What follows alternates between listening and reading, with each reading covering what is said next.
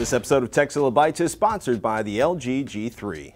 Welcome to Tekzilla Bytes, feed your tech hunger fast. I'm Patrick Norton, and I want you to picture this. Fall, demo 2014. A clock is ticking, a founder, a scientist, an engineer, or the marketing guy is on stage, and he or she has just about no time to explain how their new tech or product is going to solve a big problem. Boom, boom, boom, one after another. Before lunch, on the first day, smart clothes to measure you. Steve Wozniak introduces his new company, an engine that'll keep a drone in the air for hours, not minutes, the death of PCs, and laser-printed DNA that'll make plants glow in the dark or make your dog's poop smell like bananas.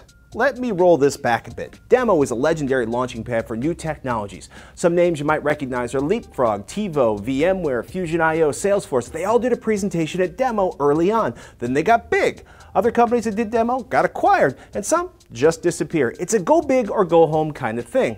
Sometimes it's very practical, like the Ghostery MCM. Instead of Ghostery's plugin that tells you who's tracking you on a web page, you've just loaded Ghostery's new enterprise marketing cloud management tool. Promises to help IT departments find the bits of code on their websites that aren't secure or that work to slow down page loading, pissing off users. Now, Cambrian Genomics is either a very elaborate prank or a full-on moonshot. DNA laser printing, creating custom creatures. Sounds like Frankenstein? It is weirder than that. Cambrian Genomics CEO Austin Hines says, quote, "Our goal is to take everything existing and natural and make it synthetic and better." They designed DNA sequences using a genome compiler, then they print the DNA, they use lasers to retrieve sequence-verified DNA. That DNA gets implanted in organisms like the stem cells of a plant to make it glow in the dark.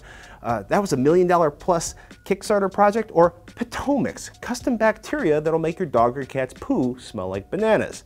What was even weirder was hearing how earnest August was about using DNA hacking to engineer the entire human population to not have disease, giving the tools to be a GMO to anybody with a credit card and a mobile phone. I'm not even going to go into what Sweet Peach is. I am going to tell you about the lasers in the LG G3. Our sponsor's flagship phone has laser autofocus, a nifty knock code that lets you tap on the screen to unlock your phone, and a gorgeous screen.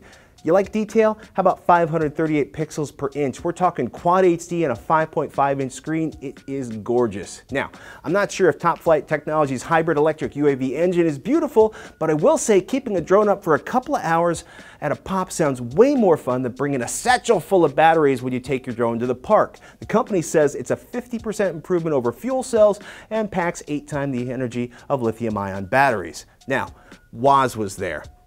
Legendary founder of Apple, super cool geek, creative, awesome dude, pulling the stealth covers off his latest company, Primary Data, which is going to take the world's data virtual, like virtual machines and servers, or as they put it, virtualizing data across a single global data space, except Woz doesn't talk like that.